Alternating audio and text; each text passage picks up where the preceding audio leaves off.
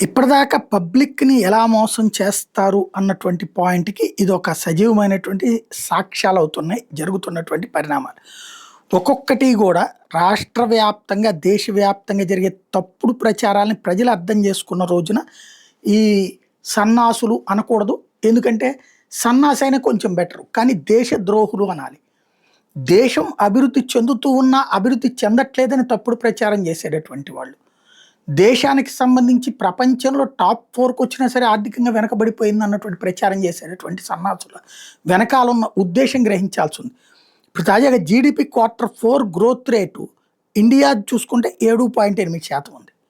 అంటే లాస్ట్ త్రైమాసికం మార్చి 31 అంతకుముందు 3 నెలలది లెక్కేసుకోండి.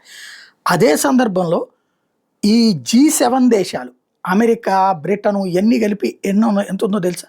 కేవలం 1.1%.